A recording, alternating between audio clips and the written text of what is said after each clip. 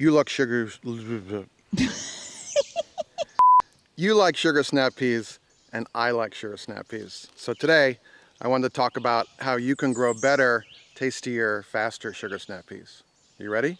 I'm ready. Let's go. I'm not done eating, but Carry on. every year we grow these, and every year I learn a little bit more about growing them, and I want to share with you the stuff I've learned. What do you think? Let's hear it. First of all, you should just grow a ton of these because they don't make it out of the garden. It's true. We just had breakfast. We came out here, and this is gone already. So as soon as they puff up, boom. Sometimes even Labradors will eat them.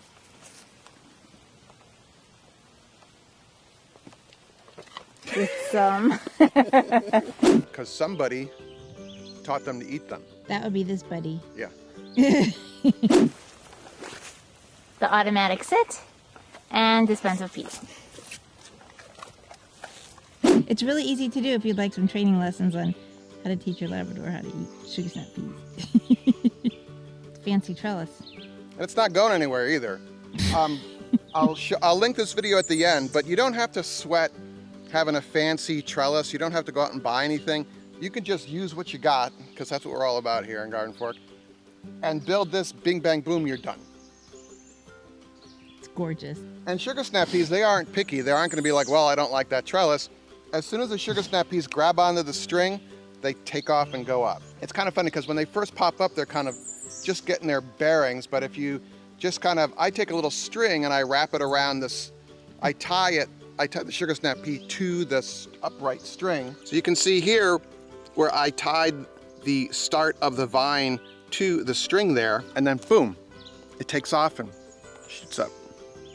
Hello, my princess. I like to put the sugar snap peas at the end of every bed because they're gonna burn out in the summer. By the time everything else needs sunlight, these are gonna start to die off because they don't do well in the heat. So these are our dahlias. This is an ornamental bed. And when these guys start shooting up and they need sunlight, this will be done. You can cut the string down and put it in your compost. Boom, done. You've had crunchy snap peas. Now you're gonna have beautiful flowers. So let me show an experiment I did about transplanting versus direct sowing. Because people are always like, you can sow sugar snap peas in the snow. And I've tried that. Participation is required. This is my 14-year-old, very deaf Labrador. Her nickname is Princess. This late winter, I direct seeded sugar snap peas, 2 different varieties. This is one called Sugar Daddy, and then over here are the Super Sugar Snaps. What I also did was I started them from seed in my LED grow light in the basement. There's a really good video about how to build your own. The link will be at the end here.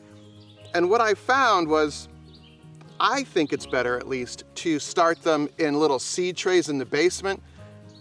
They get a jump start and boom, they go up. When you start from seed here, the ground is cold. I mean, the ground has to be like 50 degrees Fahrenheit or something like this.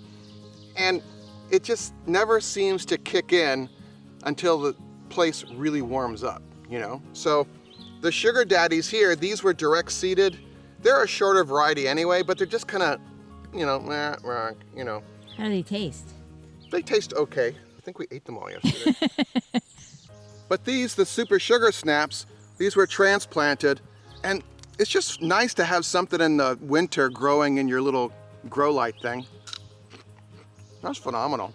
So transplant, start from seed in a seed tray, grow light, transplant. It's the way to go. Everyone in the garden books are like, oh, you can direct seed that. And I'm like, well, I don't think so. So these are the Sugar Daddy. I mean, on the package it said they grow 2 feet maybe. So I'm not knocking that, but the output of them isn't as much, I found. And the seed pod is smaller. Yeah. And it just kind of depends on, what you like. So grow different varieties. There's a nice crunch, there's a nice flavor, but I'm a little biased toward the super sugar snap. Is that okay? Bias is okay in peas, yes. Okay, good. But if you're container growing on like a balcony, consider this, because they don't get big, so you can manage it and it won't take over your whole balcony, you know? So for patio container gardening, Sugar Daddy is the way to go. Neighbor friendly. Yeah, that's a good term, neighbor friendly. So people have talked about Legume Inoculant. A big phrase for Eric to say. It looks like a black powder that when you put in your seeds, when you direct sow your seeds, you put the inoculant in, and that helps the plant with nitrogen intake. Is that the word? I'll put it right here. But when I first started, I did that, and I don't really see a big payoff in that. So maybe I'm not doing it right. I don't know, but I don't think you need the Legume Inoculant. But what do you think about that? Let me know below, because I always learn from you. But don't make it complicated. I'm all about keep it simple, stupid. Use what you got. And if I can do it, you can do it. And it's great. You come out in the morning. We just had breakfast. We had some coffee. We said, hey, let's make a video about sugar snap peas. And we did.